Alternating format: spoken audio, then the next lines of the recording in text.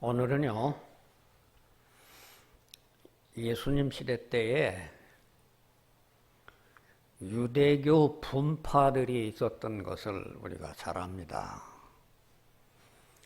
여러분이 잘 아시는 바와 같이 예수님 시대 때에 사두개파도 있었고 바리새파도 있었고 에세니파도 있었어요. 이것은 성경에 기록된 내용입니다. 그 다음에는 파벌이 없어졌느냐? 그 다음에는 교회 2000년 역사 가운데서 너무너무 많은 파벌들이 지금까지도 지속되어 오고 있고 오늘날에 수많은 교파들이 난립되어 있습니다. 여기다가 거짓 선지자까지 난립을 하고 있기 까닭에 참 하나님이 영광을 받으셔야 할 입장에 참 하나님이 모독당하는 그런 어려움을 많이 보게 됩니다. 저런 사람들처럼 예수 믿어가지고서 어떻게 우리가 예수를 믿으라고 하는 말을 할 수가 있을 것인 건가? 그럴 정도로 참 많은 혼란을 겪고 있는데 이런 혼란은 우리만 겪는 어려움이 아니라 예수님 시대 때에 예수님도 겪으셨더라고요. 그래서 이 시간에는 이 성경과 함께 교회 역사 속에서 오늘 현실에까지 이르는 이런 분파, 학파, 교파, 거짓 선지자 좀 이런 내용들이 이 성경보다는 교회사에 관계된 내용이어서 좀 이 말씀하기 전에 성경 내용만 가지고 와서 준비를 했다가 또 이 현실이 참 복잡한데 이 얘기를 안 하고 넘어갈 수가 없어서 그래서 갈등을 하다가 어쩔 수 없이 교회사 내용을 같이 이렇게 곁들여 말씀드리도록 하겠습니다. 여러분, 예수님 시대 때에 예수님은 유대교에서 분리가 되어서 기독교를 만드셨기 까닭에 예수님이 있었던 기독교 시대에는 파벌이라고 하는 게, 교파라고 하는 게 있을 수가 없었죠. 그런데 예수님보다 먼저 있었던 유대교에 있어서는 분파들이 있었다. 그게 우리 신약성경 가운데 나타나는 내용입니다. 이 신약성경에 보면 예수님을 괴롭히는 파벌들이 한 세 그룹이 나타납니다. 하나는 어떤 파벌이냐면 사두개파라고 하는 파였죠. 이 사두개파라고 하는 파가 어떻게 생겼는가라고 하는 것을 이제 문헌을 찾아보면 역사가 좀 상당히 길게 설명이 됩니다. 여러분이 잘 아시는 바와 같이 이스라엘 백성들 가나안을 정복해 들어갔을 때에 그 가나안 정복해 이스라엘의 12지파에게 땅을 다 분배를 해주고 난 다음에 레위지파에게는 어떤 분깃을 주지를 아니하고 12지파에 있는 모든 흩어진 땅들 가운데에서 48개 성읍을 제사장들에게 분배를 해가지고 그들에게 율법을 가르치게 해줍니다.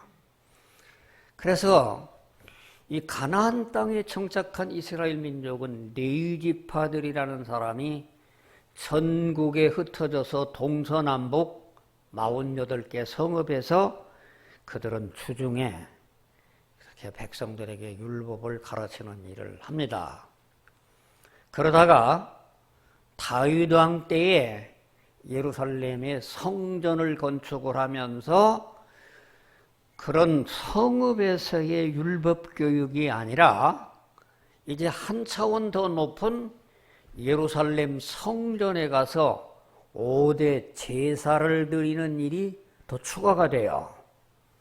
그래서 여러분들이 잘 아시는 바와 같이 번제, 소제, 또 뭐 화목제, 속건제, 속죄제, 이 제사를 드리려고 하면 가나안 전 지역에 있었던 모든 제사장들 가운데에서 누가 제사를 지낼 것인가라고 하니까 너무 복잡하니까 다윗 왕이 제사장들을 가지고 24개 반열을 나눠서 그 24개 반열을 나누어 가지고 제비를 뽑아서 제비 뽑힌 사람이 1년 동안 자기 현지에서 율법 교육을 하다가 예루살렘에 올라와서 5대 제사를 지내는 일을 그렇게 반복을 합니다.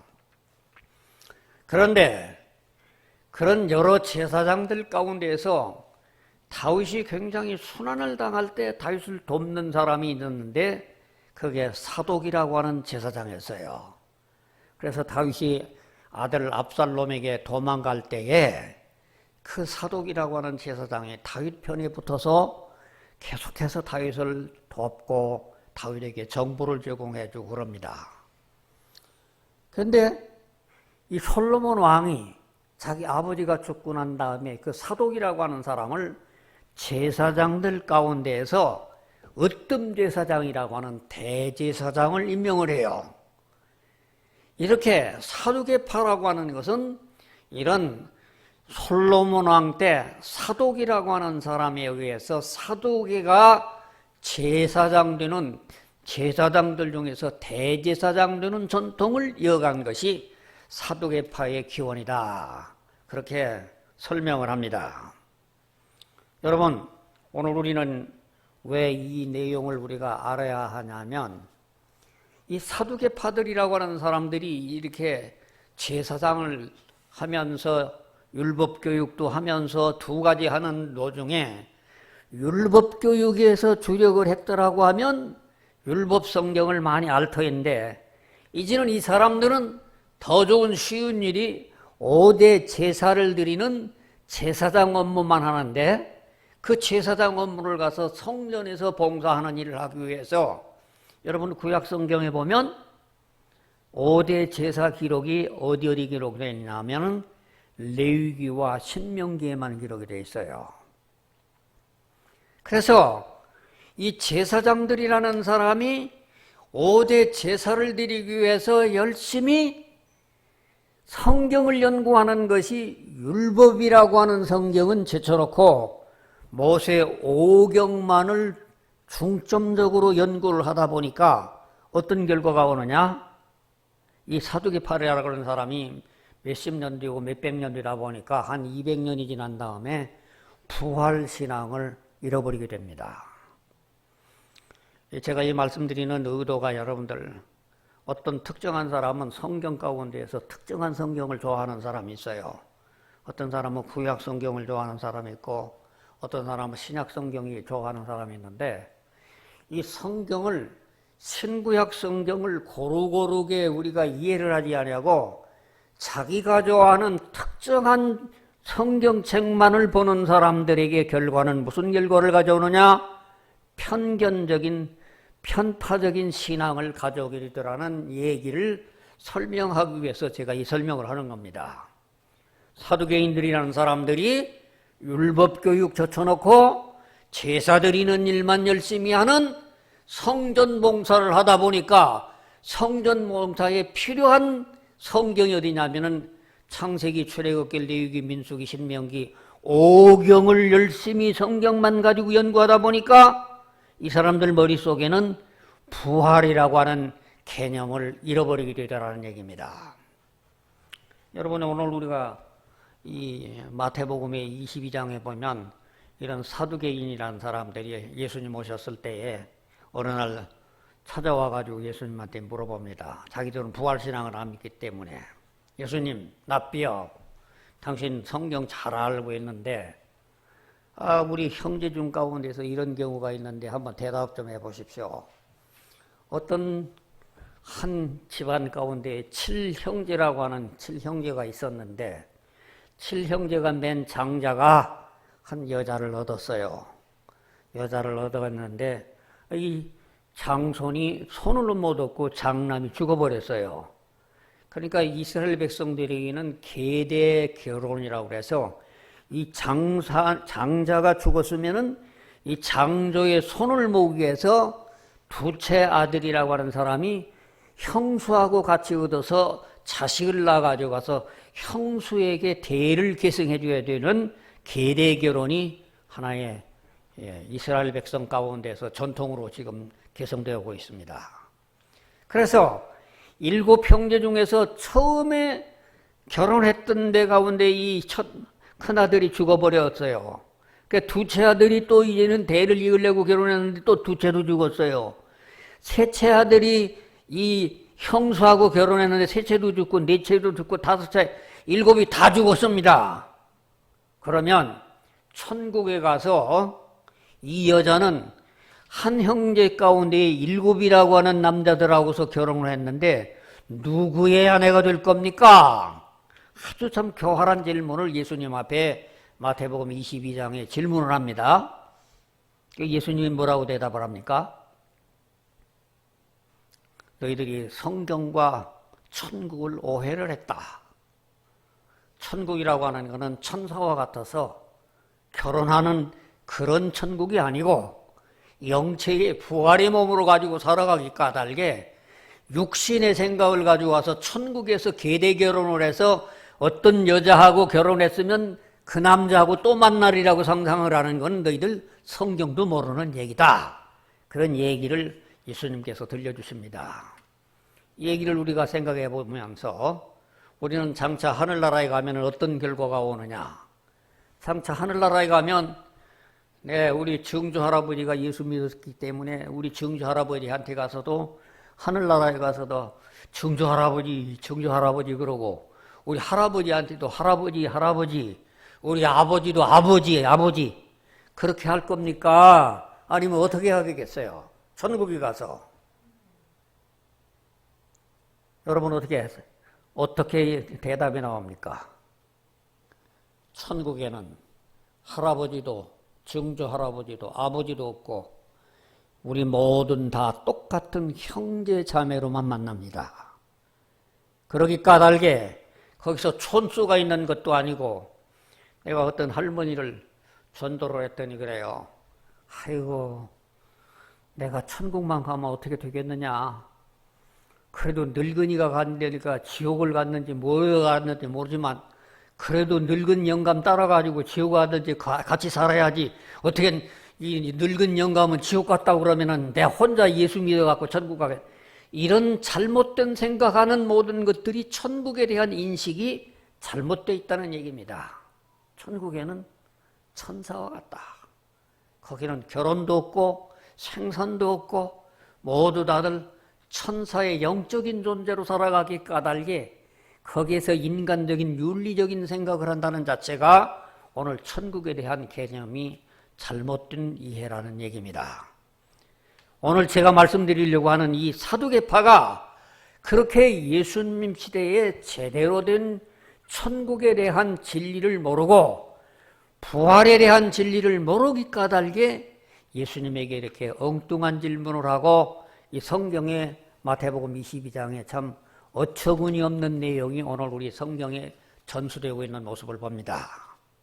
두 번째, 이 유대교회 가운데 두 번째 파벌이 저 유명한 분파가 누구냐면 바리새파라고 하는 거예요. 이 바리새라고 하는 말은 분리한다, 나눈다, 또 구별한다. 그렇기 때문에 이 바리새파라는 말이 나쁜 뜻은 아닙니다. 왜 나쁘지 않느냐고 하면 율법을 준수하고 하나님 뜻을 섬기기 위해서 죄인들하고는 나는 분리를 하겠다. 내가 하나님 말씀대로 살려고 하기 위해서는 세상에 부도덕한 친구들하고는 나는 분리를 하겠다. 그래서 이 신앙을 위하고 하나님을 위하고 정말 성도의 올바른 자세를 위해서 분리한다고 하는 것은 옛날이나 지금도 우리들에게 필요한 겁니다. 다만 이 분리주의자들이 나쁜 단점이 있는 것은 자기들과 같이 분리를 하지 않는 모든 사람들은 배척을 하고 이단시하는 것이 문제였지, 그 사람들이 바울 사도도 바리새인이었고 니고데모도 바리새인이었기 까닭에 바리새인들이 결코 나쁜 의미로만 있는 것은 아닙니다. 이들이 열정이 대단하기 까닭에 성경을 전부 다들 읽는 가운데에서 모세오경뿐만 아니라 또한 율법서뿐만 아니라 이들에게 너무 지나친 열정이 뭐가 있냐고 하면 장로들의 유전이라고 하는 것을 만들어요. 여러분, 우리가 잘 아시는 바와 같이 모세가 우리에게 오경이라 창세기, 출애굽기, 레위기, 민수기, 신명기 이 오경을 모세가 기록을 했는데 모세가 기록한 글 가운데서 성문율법이라고 합니다. 문서로 기록된 율법을 모세 오경이라고 그러는데 이 성문율법 말고도 모세는 장로들을 통해 가지고 입으로 전한 구전율법이 있다는 겁니다. 이걸 신약성경에 보면은 장로들의 유전이라고 그러고 장로들의 전통이라고 그래요. 이 장로들의 전통이라고 하는 게 뭐냐면 식사 전에는 손을 씻어야 한다. 또 안식일에는 일을 하지를 말아야 한다. 또 몸에다가 성경 구절을 많이 붙이고 다녀야 경건한 것이다. 또 신앙이 돈독한 증거라고 하는 것은 두 손을 높이 들고 큰 소리로 기도를 길게 오래 해야 그게 신령한 거다. 또 부모 공경하기 위해서 11조 부모 공경 안 하고 하나님 위해서 11조 바치는 것도 하나님을 위한다고 하는 명분은 그거 부모 공경 안 해도 괜찮다. 또 세리와 창녀 같은 그런 더러운 사람들하고는 자리도 안 앉는 게 좋다. 이런 구전율법을 가지고 지키는 사람들이 바리새인이었어요. 그래서 예수님이 안식일 날 무슨 병자를 고친다고 그런다고 하면은 안식일 날을 거룩하게 지키라고 그랬는데 어떻게 당신은 안식일 날 일을 해가지고 병자를 고치느냐? 또 안식일 날 무슨 제자들이 시장에서 밀을 비벼 먹으면은 안식일 날 이제 이렇게 일을 했다. 이런 트집을 잡고서 성경 가운데서 수많은 사람들이 예수님을 괴롭히는 사람들이 바리새파라고 했던 그런 바리새파가 있었다는 얘기입니다. 여러분, 이 바리새파라고 하는 사람들이 동기에는 참 하나님을 바로 섬기고 신앙을 바로 지키려고 하는 참 좋은 동기에서 출발해서 분리는 했지만 분리가 지나쳐서 성경이 아닌 걸 덧붙여 가지고 가서 요구를 하는 것에 예수님하고 충돌을 많이 하게 됩니다. 여러분 잘 아시다시피 요한계시록의 맨 마지막의 성경에 무슨 말씀이냐고 하면 하나님께서는 기록된 말씀, 그 기록된 말씀이라고 하는 원문에 보면 요한계시록이 22장의 맨 마지막으로 기록된 그 순간까지의 말씀을 덧붙이면 재앙을 더할 것이고 이 속에서 빼버리면 천국에 있는 상급을 빼버릴 것이다.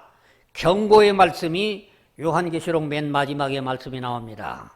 무슨 말씀이냐고 하면 오늘날 이 세상 사람들은 성경 66권에 있는 이 진리만을 우리가 바로 전해도 부족한데 이걸 덧붙이는 사람들이 어떤 사람들이냐고 하면은 카톨릭이라고 하는 사람들이 성경 66권에다가 전통에다가 붙이고 교황을 붙이고 뭐를 더덕 붙여가지고 성경 66권보다도 그냥 몇 배가 더 넓어진 것이 덧붙이는 카톨릭이 되어버렸고 오늘날 또 자유주의 신학이라고 하는 사람 어떤 사람은 성경에 노아 홍수라고 하는 것은 설화다. 창조신화라고 하는 것도 신화다. 이거 빼버리는 자유주의 신학자들이 있는 가운데에서 오늘날 성경을 빼버리는 그런 모독한 사람들이 있기 까닭에 우리는 덧붙이지도 말고 우리는 빼지도 말고 성경에 기록되어 있는 말씀 그대로 문자대로 믿는 그런 신앙을 가져야 우리에게 복받는 신앙이 된다. 그런 내용을 우리는 이 바리새파를 통해서 깨달아지게 됩니다. 그 다음에 세 번째 에세네파라고 하는 파가 있는데 이 에세네파를 열심당원이라고 얘기합니다. 우리 성경에는 에세네파라고 하는 기록은 없지만 1세기에 유대교 신자로서 교회사를 기록했던 요세푸스라고 하는 사람이 이 당시에 에세네파가 한 4,000명 정도가 있었다고 그래요.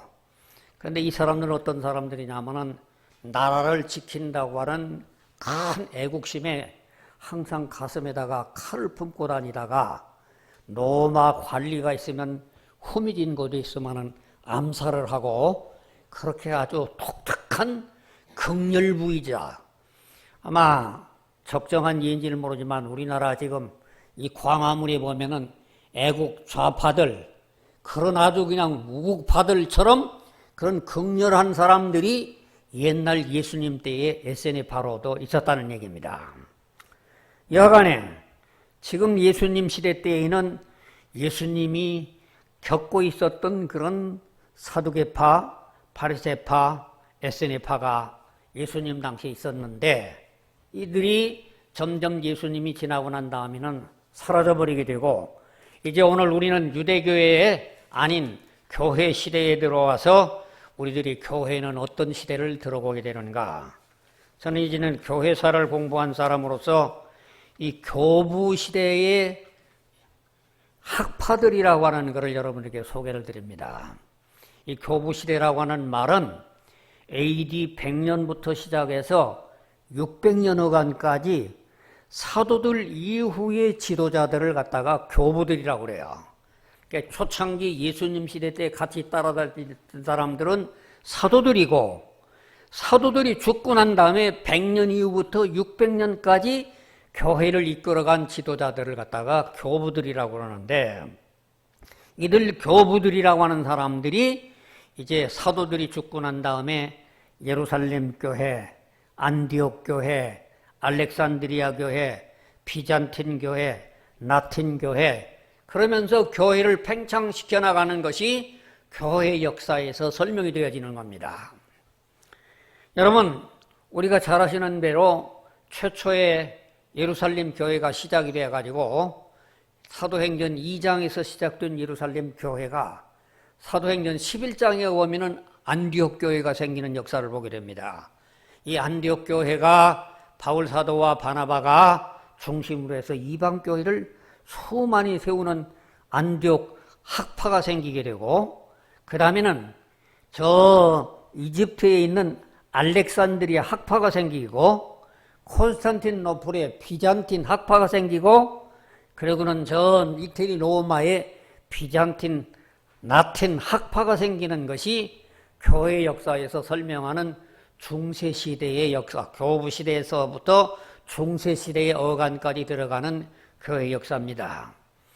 여러분이 참 생소한 이런 얘기를 듣기 까닭에 아마 여러분들에게 좀 잘 이해가 안 되고 성경 내용하고 관계가 먼 교회 역사기 까닭에 좀 어렵게 느껴지겠지만은 제가 여러분에게 이거는 여러분들에게 확실하게 알고 넘어가야 할 사실이기 때문에 여러분 사도행전 11장에 보면 안디옥 지금 안디옥이라고 하는 데가 어디예요?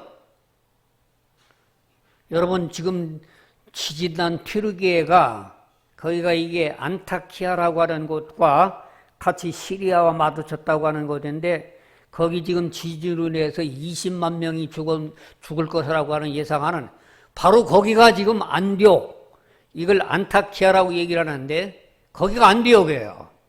그런데 이 안디옥 교회가 바울 사도가 죽고 나서 안디옥 교회가 얼마나 왕성했냐고 하면 굉장한 학파를 이루어갔던 교회가 팽창되어 가면서 이 안디옥 교회라고 하는 교회가 계속 성장하는데 거기에는 안디옥 학파라고 하는 게 구성이 되는데 안디옥 학파가 뭐 하냐면 우리는 성경을 문자적으로만 믿는다.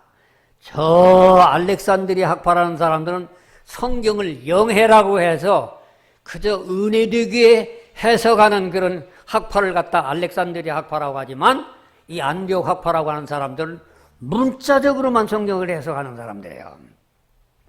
여러분은 이제 앞으로 이제 기회가 되면 이제 이 성경의 해석의 역사라고 하는 말씀을 드릴 기회가 있겠지만은 성경은 다 똑같은데, 예? 이 성경은 다 똑같아요, 여러분은. 옛날 2000년 전에도 이 성경이 이렇게 똑같은데. 그런데 이 성경을 가지고 보는 사람들이 문자적으로 해석하느냐, 문법적으로 해석하느냐, 영적으로 해석하느냐, 주관적으로 해석하느냐, 철학적으로 해석하느냐, 남이 비유로 예화로 해석하느냐, 무슨 각가지 해석이 달라지기 때문에 제가 말씀드리는 교파가 갈라진다는 얘기입니다. 성경은 옛날이나 지금이나 하나예요. 그런데 이 성경을 놓고 어떻게 해석하느냐라고 하는 건 그 사람이 어느 신학교에 가서 공부했느냐에 따라서 각각 달라져요. 어느 신학교가 공부한 사람이 있는가? 여러분, 예를 들어 가지고 가서 전 세계에서 제일 유명한 대학이 하버드 대학이라고 하는 대학이에요. 하버드 대학의 신과대학이라고 하는 것은 어떤 곳이냐고 하면은 거기는 삼위일체를 안 믿고 예수님만 믿는 그런 신학대학이 하버드 대학 신과대학이에요. 그런 하버드 대학 신과대학 나온 박사들이라는 사람이 우리나라의 유명한 신학자들이라고 해서 무슨 도마복음이 뭐니 얘기를 하는 엉뚱한 소리 하는 사람들이 있어요. 프린스턴 신학 초창기에 좋았죠. 이 프린스턴 신학이 전부 성경이 영감된 기록이 아니라고 성경에 오류가 많다고 하는 신학교가 프린스턴 신학교예요. 여러분, 우리나라의 신학교가 얼마나 많아요. 뭐 장로교회도 몇 개가 많고 감리교, 성결교, 침례교 많은데 신학교에서 성경을 가르치는 교수들이라는 사람들이 어디 가서 뭘 배웠느냐에 따라서 앵무새처럼 가르치까 달게 오늘날 이 교회가 이렇게 뒤죽박죽이 되게 만들었다는 얘기입니다. 저는 신학 교수로 30년을 살아봤기 까닭에 신학 교수 생활을 여기저기 해봐서 알아요. 정말 이 신학교 교수 문제덩어리들입니다. 성경을 잘못 해석함으로 말미암아 이렇게 교회를 혼란케 만들었던 그 역사가 바로 이 교부시대 때에 안디옥 학파, 알렉산드리 학파, 그러고는 이제 비단틴 학파, 그 다음에 라틴 학파로 벌어지면서 이제 이 혼란이 오게 되더라는 얘기입니다. 여러분, 참 놀라운 얘기는 여러분이 안디옥 학파라고 하는 사람이 지금 안타키아라고 하는 지금 안티옥 교회라고 하는 여기 안디옥 학파가 지금까지라도 존재를 했더라고 한다면 이 사람들이 굉장한 어떤 교파를 만들었을 텐데 이 안디옥이라고 하는 곳에 있는 시리아라는 곳이 AD 638년에 이슬람교가 먹어버려요.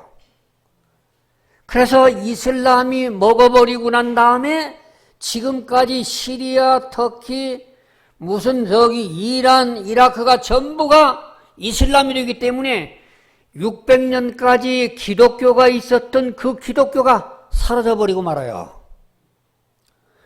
저 남쪽에 있는 이집트의 알렉산드리아라고 하는 곳은 어떤 곳이었느냐고 하면 저 유명한 알렉산더 대왕이 주전 330년경에 도시를 세워가지고 알렉산드리아에다가 장서를 40만 권 내지 90만 권을 뒀는데 638년에 저 제2대 그 이슬람의 교통이었던 사람이 쳐들어가가지고 그 알렉산드리아도 불태워버리고 그 모든 기독교 문을 불태워버리고 그러고는 거기를 이슬람으로 만들어가지고 지금 이집트가 현재까지 하나의 이슬람 종교로 남아있는 겁니다.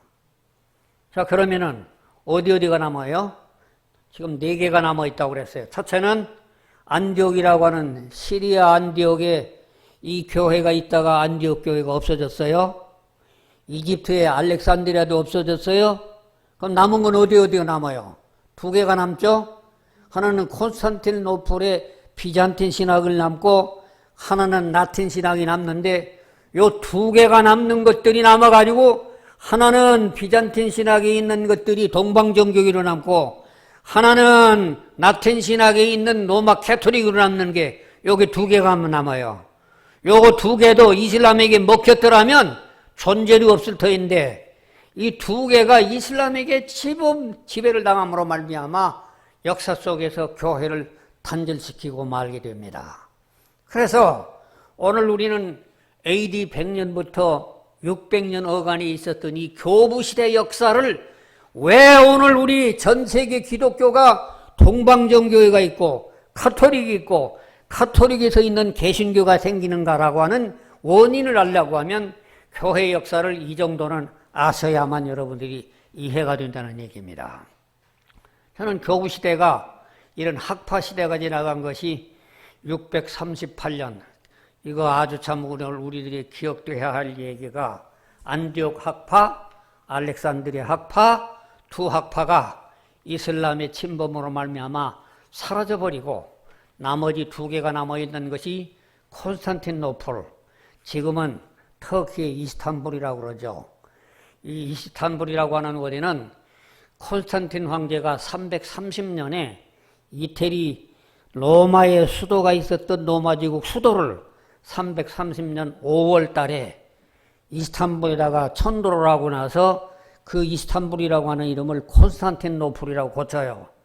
그래서 330년부터 1454년까지 1100년 동안 동방 제국의 라틴 제국의 거기에 모든 황제들이 있기 까닭에 거기서 종교회의가 몇 번을 모이냐고 하면 황제들 지시에서 8번 모여가지고 교리들이 정해지는 사람들 숫자 가지고 가서 모여가지고 합의해가지고 그 모든 사람이 합의한 것 가운데 황제가 서명하면 그게 만들어진 것이 신조라고 하는 역사라는 얘기입니다.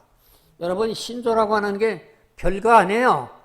목회자들 한 몇백 명 모아놓고 의논한 다음에 좀 말 좀 잘하고 글 좀 잘 쓰는 사람이 그걸 문장을 만드는 다음에 황제가 추가하면 그게 신조고, 그게 니케아 신조였고 콘스탄티노플 신조였고 칼케돈 신조였고 에베소 신조였고 그것이 사도 신조 중에 하나였다는 얘기입니다. 이렇게 카톨릭이 만들어 놓고 정교회가 만들어 놓던 이 신조들이 역사가 계속 반복이 되는 역사가 이제는 우리는 교부시대 600년대까지 지나가다가 그 다음에는 이제는 중세기 때로 넘어갑니다. 600년 이후에, 왜 600년 이후를 중세기라고 얘기하냐면 최초의 교황이라고 하는 제도가 590년에 시작이 되기 까닭에 600년을 중세기라고 기점을 잡는 겁니다. 여러분, 교황이라고 하는 제도가 처음부터 있었던 거 아니에요? 처음부터 교황이라고 하는 제도는 없었는데 590년에 그레고리 1세라고 하는 사람이 최초로 자기가 제1대 교황이라고 하는 말을 하기가 황송하니까 역사를 조작을 해서 과거에 베드로라고 하는 사람이 로마에 오지도 않았는데 베드로가 제1대 교황이고 역사를 소급에 만들어가지고 자기는 이제는 한 몇십 대 후대에 교황이라고 만드는데, 그래서 중세기를 590년부터 종교개혁이 있었던 1500년 역사까지를 이 중세기 역사라고 얘기를 합니다. 중세기 역사 가운데에는 완전히 천주교가, 카톨릭 교회가 정치, 경제, 문화, 법률 모든 걸 장악하고 있기 까닭에 교황이 황제보다도 높고 교황이 군주보다 장군보다도 높아서 어떤 일이 벌어집니까? 여러분, 1100년부터 시작해가지고 유럽에 있는 이탈리아, 프랑스, 스페인, 독일, 영국이라는 나라 왕들을 다 불러가지고 군사들 동원하라고 해서 십자군 전쟁을 200년 동안 전쟁을 걸려가지고 이 십자군 전쟁이 뭘 하냐고 하면 저 이슬람들 죽이고 유태인들 죽이려고 200년 동안 전쟁을 일으키게 만들었던 장본인이 누구냐면 교황이에요. 그러니까 이 임금이라고 하는 사람들도 교황 밑에는 쩔쩔맸던 것이 중세기 암흑의 역사입니다. 또 이 사람들이 카톨릭이라고 하는 교회가 정말 잘못된 것을 잘못됐다고 지적을 하면 어떤 일이 생기냐고 하면 그 사람을 마녀 사냥을 해서 그 사람이 잘못됐다는 말을 이제 고백하게 만들어 가지고 종교 재판을 열어서 그 어떤 수도사들이 재판을 열어 가지고서 죽였던 사람들이 수천만 명이 죽는 것이 이 천년 역사 가운데서 이래 죽고 저래 죽고 저래 죽는 사람들이 수천만의 역사가 죽었던 것이 교황들이 했던 로마 카톨릭이 해왔던 죄악의 역사입니다. 여러분, 어떤 사람들은 내가 이렇게 카톨릭을 비난하고 비평을 하면은 굉장히 흥분하는 사람들이 있어요. 흥분할 수 있겠죠. 왜냐고 하면 지금도 교황이라고 하는 사람은 어떤 사람입니까? 나이는 늙었어도 전 세계의 모든 대통령보다도 더 우위에 있는 사람을 교황이라고 하는 사람을 이렇게 함부로 말을 하고 하니까. 여러분, 성경에 교황이라고 하는 근거가 어디가 있어요? 카톨릭만 만들어내지. 정말 분개를 할 것도 남을 수밖에 없는 그런 이 잘못된 중세 역사가 지금 이제는 교부 시대가 지나서 중세기 역사가 지나가는 가운데 이 중세기 때에 그 흔한 너무나도 많은 잘못된 얘기가 얼마나 많은지 말로 다 할 수가 없어요. 그 말로 다 할 수 없는 그 수많은 것들을 다음 시간 가운데 얘기하고 오늘 이 교파 얘기하는 얘기 가운데 그 다음에 종교개혁 시대 때가 됩니다. 종교개혁. 카톨릭이 1500년이나 지나고 난 다음에 종교개혁이 지금부터 500년 전에 시작이 돼요. 종교개혁이 이때의 교파들이 시작이 되기 시작하는데 여러분 잘 아시는 바와 같이 독일과 북반구의 국교인 루터교가 이때 생겨가지고 지금 독일의 국교가 되어 있는 것이 이게 루터교입니다. 또 영국의 국교가 되어 있는 것이 성공회입니다. 또 제네바에서 있는 장로교회가 만들어졌어요. 영국 성공회에서 갈라진 침례교회가 있습니다. 영국 성공회에서 갈라진 감리교가 있어요. 영국 감리교에서 갈라진 구세군이 있어요. 침례교에서 갈라져 나간 안식교가 있어요. 감리교에서 갈라진 성결교가 있어요. 감리교에서 갈라진 오순절교회가 있어요. 여러분 지금 이 역사 속에 있는 수많은 교파들은 누가 만들어 놨는가? 다 인간이 만들어 놓고 성경 해석의 문제 때문에 이런 수많은 끝없는 개신교 교파를 만들어 놨다는 얘기입니다. 더 안타까운 얘기 한마디만 더 하겠습니다. 여러분, 예수님께서는 마태복음 24장에 말세가 되면 나타날 징조를 설명하는 것 가운데 거짓 선지자가 많이 일어나서 할 수만 있으면 사람들을 미혹하게 할 것이다. 제가 보기에 분명히 이 시대는 거짓 선지자들이 판치는 시대입니다. 교파가 난립을 해서 서로 목소리가 다른 것도 안타까운 현실인데 지금 교파들이 늘어만 가는 근본 원인이 뭐냐? 저는 원인을 보면은 조직신학 가운데에서 이 모든 대답이 있다고 보는 겁니다. 조직신학을 맨 먼저 얘기할 때 성소론을 얘기합니다. 성소론. 이 성소론을 가지고 얘기할 때에 이 복음적이고 가장 보수적이라는 사람들은 성경이 문자적으로 다 하나님의 말씀이라고 믿는 데 반해서 이제 자유주의 신학자들이라는 사람들은 성경 가운데에서는 신화라든지 설화란다든지 인간이 오류란다든지 인간이 잘못된 기록이라든지 성경에 보면 과학적으로 맞지 않는 얘기를 한다든지 역사적으로 맺지 않는 오류가 가득 차 있다라고 하는 생각을 가지고 있는 사람이 자유주의 신학자들이기 까닭에 근본적으로 성경이 하나님의 말씀이라고 믿는 이런 사람들하고 성경에는 맨 오류가 가득 찼다고 믿는 사람들하고 같이 앉아서 대화가 되지 않습니다. 성소론이 기본적으로 다르기 때문입니다. 신론. 내가 참 기가 막힌 얘기 가운데 요즘 저기 이슬람에서 공부하고 한 학자들 가운데 그런 얘기를 해요. 유대교가 믿는 여호와나 이슬람이 믿는 알라는 다 같은 하나의 유일신이다. 그렇기 때문에 이 유일신을 믿는 우리는 저 이슬람이나 또는 유대교나 다 같은 하나님을 믿는 거다. 여러분, 기독교는 유일신 믿는 기독교가 아닙니다. 기독교는 유일신 믿는 게 아니라 성부 하나님, 성자 예수님, 성령 하나님, 삼위일체 신을 믿는 거지 유일신 믿는 게 아닌데, 요즘 저 이슬람에서 공부한 학자들이라는 사람이 뭐라고 얘기하냐면 알라하고 여호와하고 같은 이름이기 때문에 다 똑같은 기독교라, 우리나 다 똑같은 종교라. 그건 무식한 소리입니다. 이 신론에 대한 얘기가 근본적으로 잘못되어 가는 얘기입니다. 기독론. 여러분, 우리는 구원받을 수 있는 사람이 예수 그리스도 한 분밖에 없다고 믿습니다. 그런데 요즘 종교다원주의자라고 해서 가톨릭 교회가 주장하고 자유주의 신학자들이 주장하는 가운데 뭐라고 얘기하느냐 하면 불교였든 유교였든 이슬람이었든 뭐이든지 제대로만 잘 믿으면 다 구원받는다는 얘기입니다. 이걸 종교다원주의라고 합니다. 여러분들 그런 꼴 봤습니까? 4월 초파일에는 가톨릭 교회가 불당에다가 갖다가 화환을 보내줘요. 성탄절에 보면은 법당에서 성당에다가 꽃을 보내줘요. 언제부터 이렇게 됐어요?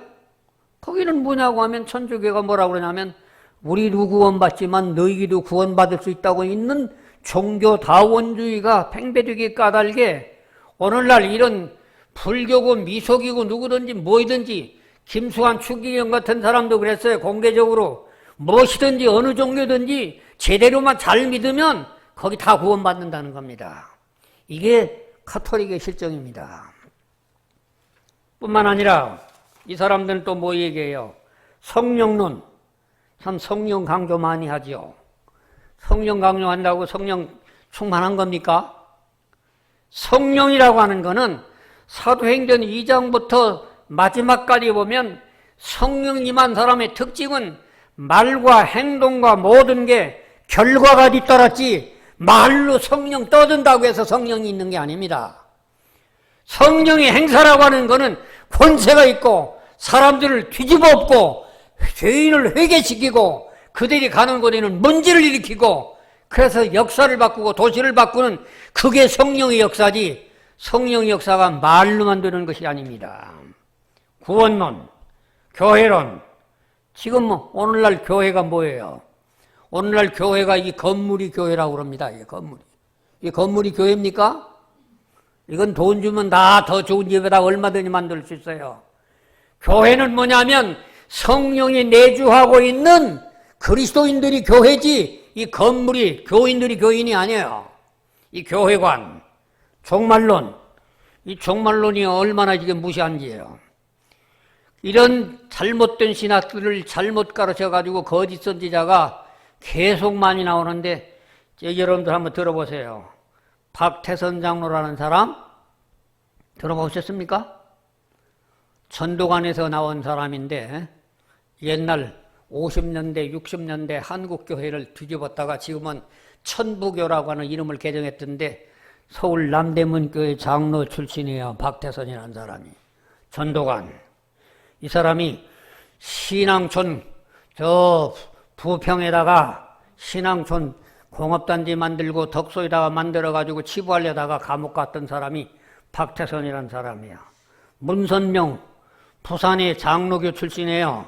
이 사람이 통일교 만들어가지고 가서 저 통일교 가지고 가서 누가 문선명이가 이북의 김일성이한테 가서 내가 통일교 우리 북한에 있는 통일교를 만들어주면은 북한에 있는 내가 빚은 다 갚아주고 내가 돈을 주겠다고 했다는 그런 문선명이가 이게 장로 출신입니다.